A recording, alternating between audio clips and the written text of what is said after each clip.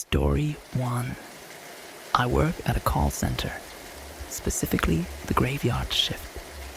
It may not be the best job, but the pay is enough to keep me going. There aren't many people working during the shift, so the office feels almost empty, giving me a sense of freedom. The cafeteria is always accessible without long lines for coffee. The work itself is rather dull. My co-workers are so focused that they rarely take breaks. I'm often the one injecting energy into the call, chatting with customers on a personal level, which has boosted my sales and incentives. Then one day, everything changed. I received a call that would alter everything. I had no idea of its impact. It was just another night at work. As I began my shift, it seemed uneventful. Despite making calls, nothing particularly interesting happened. The people I was on call with weren't interested in conversation, but they weren't to be blamed. It was just another dull day.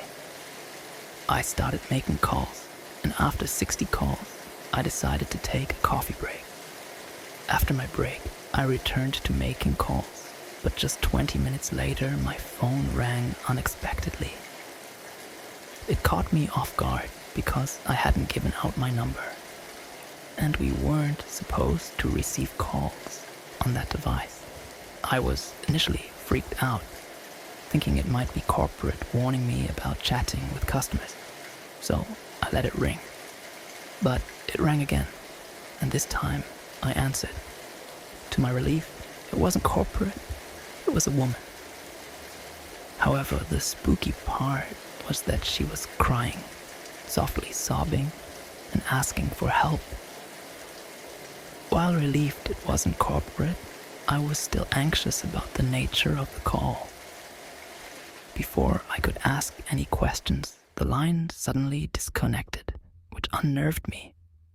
I tried to check the caller ID in our system, but there was no information. I wondered who would make such calls, entertaining the thought that it might just be a prank. I decided to let it go. 2 hours before finishing my shift, the call came in again. All the woman did was ask for help. As I tried to talk to her, the call disconnected again. It was all silent for a while, and then, just as I was about to leave, the phone rang again. This time, I ignored it, thinking it was just someone trying to prank me. I went back to my spot and decided to immediately doze off. But then my mobile phone rang unexpectedly. I wasn't expecting any calls, and I wasn't prepared for this one.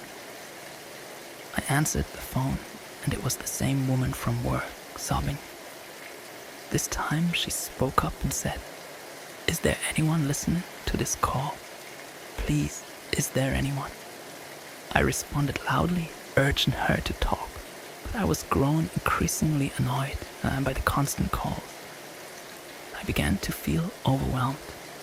The girl pleaded for help, mentioning a man she had been with for 10 years.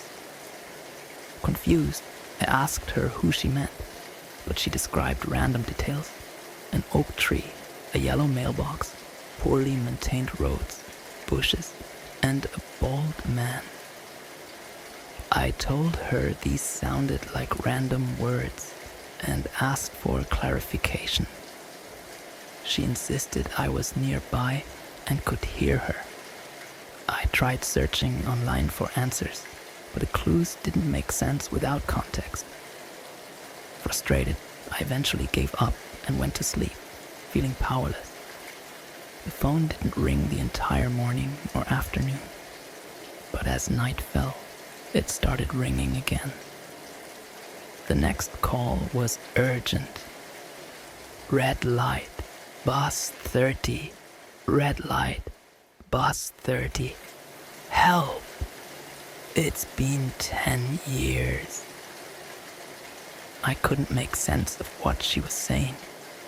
As I prepared to leave, car informed me my shift had changed from nights to days. I felt immense relief. When I was on my way to the home, I saw the red light, and it reminded me of one of the clues the women gave me. I slept, put my phone on silent. I did not want to serve myself with constant calls and hints of that woman, so I just slept. Then I woke up and realized that I had to go to the office. It was day, and I was late. It was the first time that I was getting out and catching a bus in daytime as I got out and went to the station to catch the bus. And when I boarded the bus, I realized I was on the bus 30. I had no idea that I was on it. And then as the bus started moving, I remember seeing the oak tree, and suddenly all the things came to me, all the clues that the woman was giving, and then there was a house with the yellow mailbox, and I quickly realized what was going on. I asked for an emergency stop and stepped off the bus. I was standing right in front of all the clues that the woman on the phone gave me. And then there was this badly maintained rose bush. And then there was the final piece coming himself my way as I stood in. Front of his house, a man came and said, "Can I help you?" And I looked at him, and I knew if I confronted him, he would realize I was onto him. So I asked him for directions instead, and they pointed me to the way that I already knew. And the first thing I did was call in police and inspect. I waited for them and decided to raid in with them after. And turns out the man had been abducting girls and molesting them and murdering them. He was a sick serial killer, and he even had girls kidnapped. And I asked them if they found the girl he kidnapped 10 years ago, and then what the police told me shook me. The officer said, "The girl you are referring to is Michelle.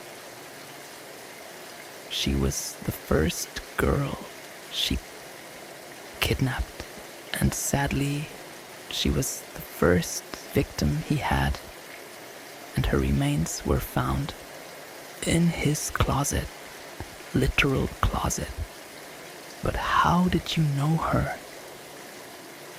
And I replied, in all the shock that I was feeling, he wouldn't believe me if I told you. Story 2. Just over 2 years ago, I picked up the most important fare of my brief career.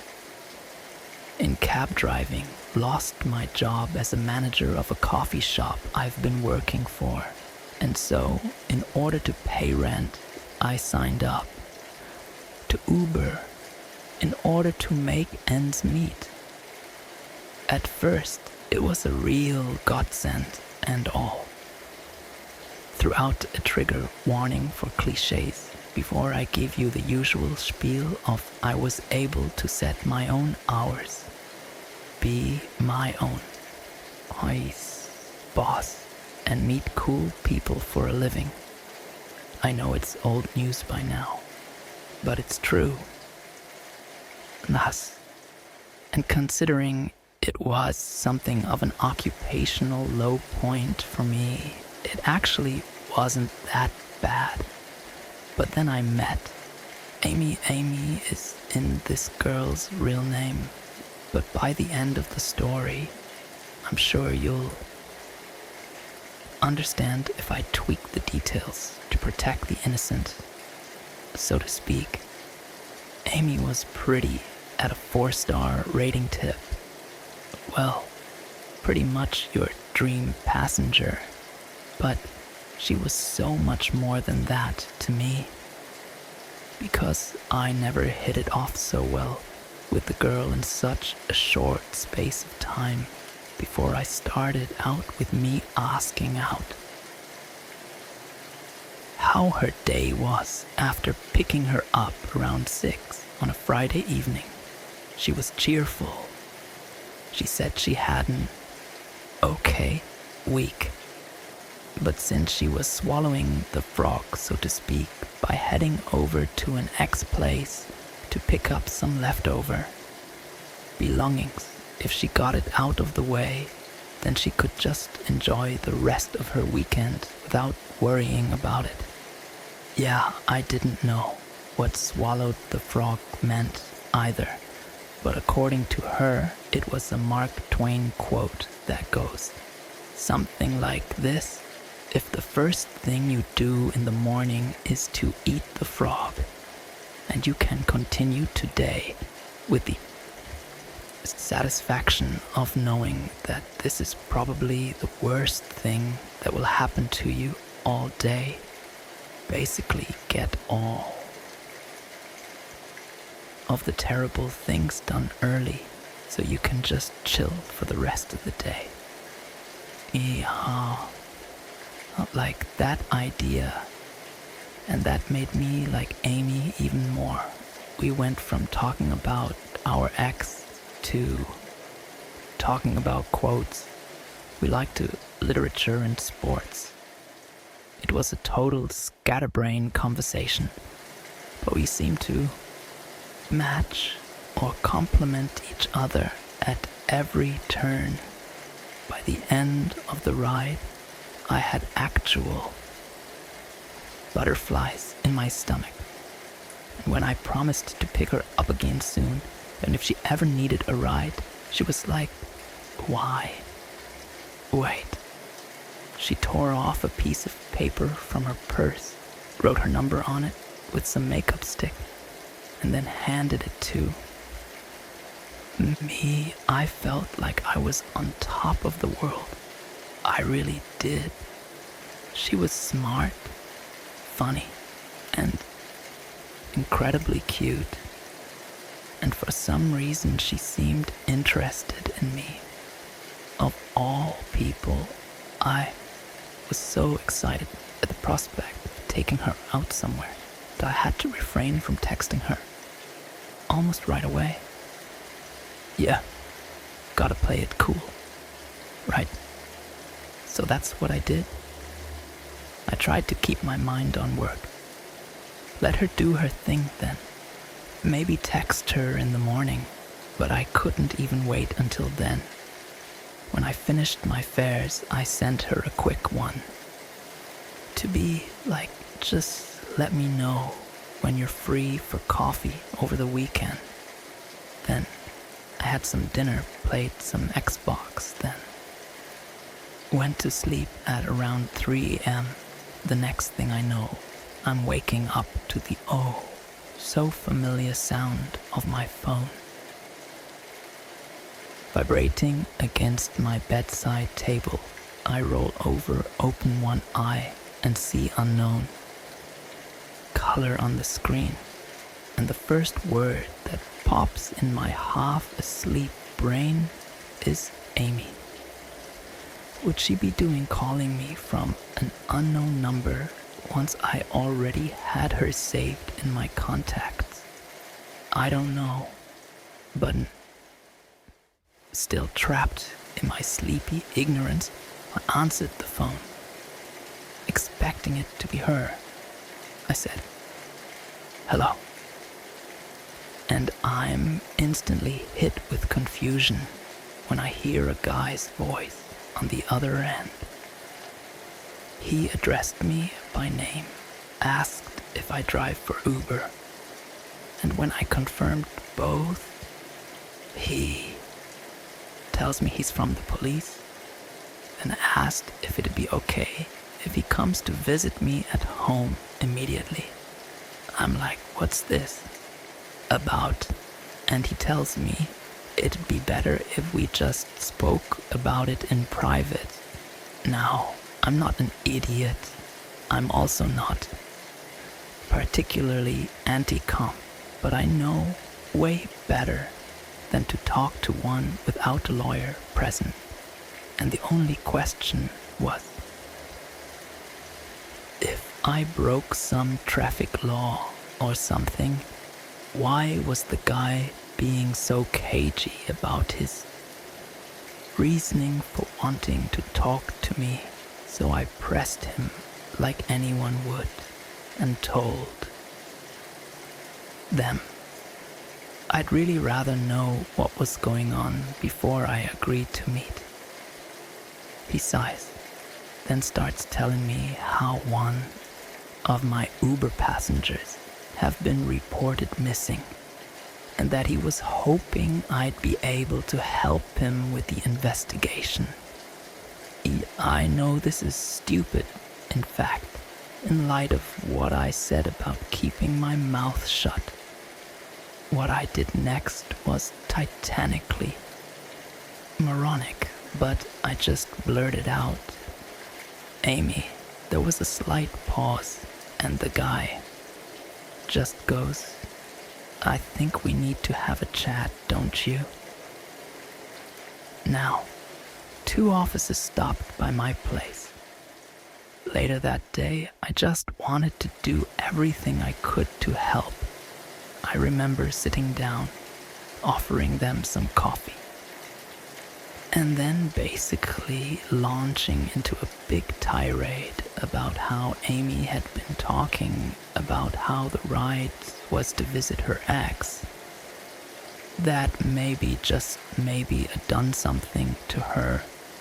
But bizarrely, the detectives didn't seem very interested in her ex-boyfriend.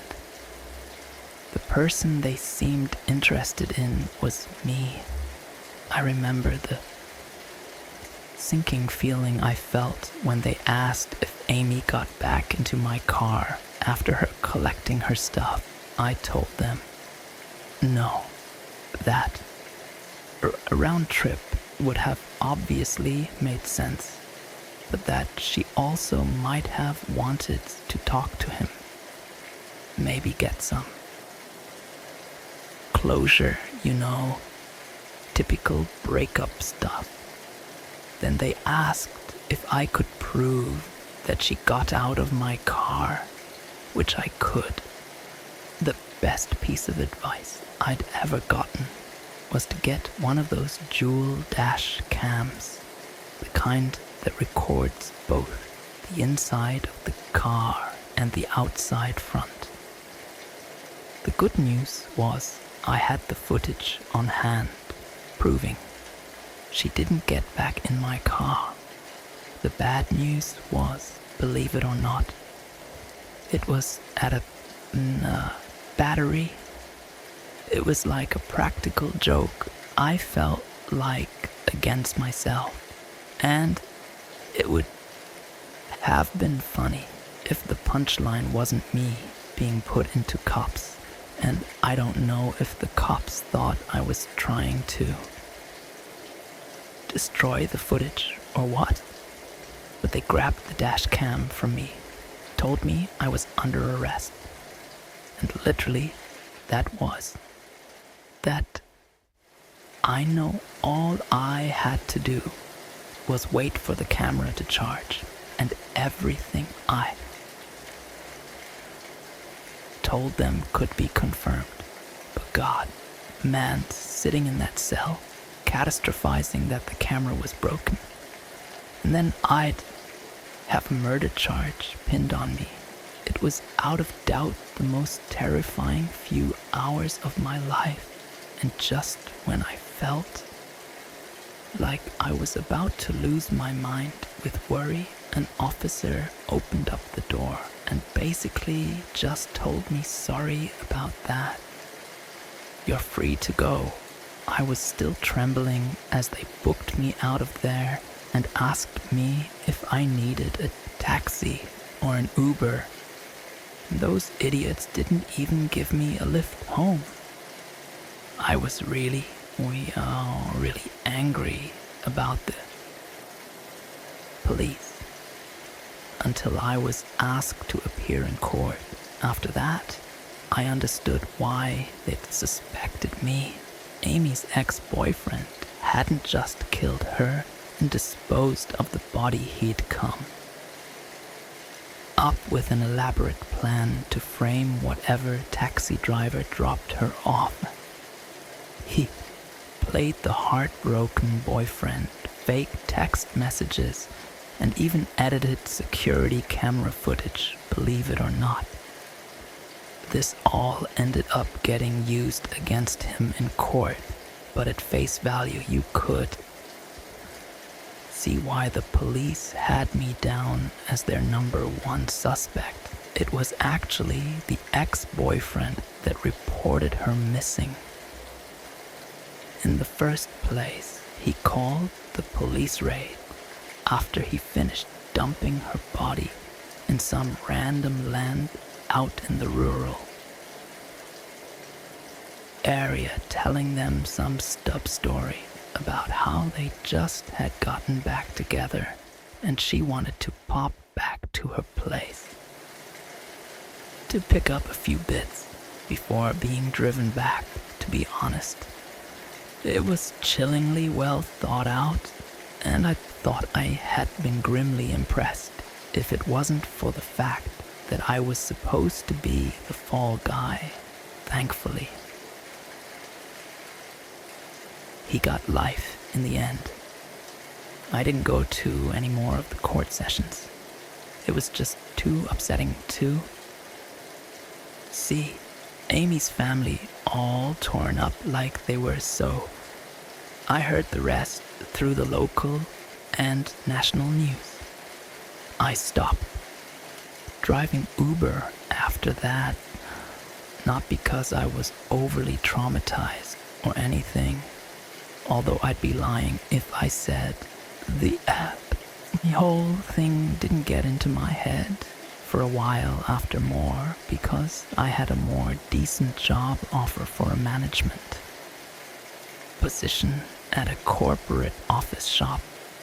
I went to a few therapy sessions, which honestly really helped, because for a while back there, I weirdly blamed myself for Amy's death.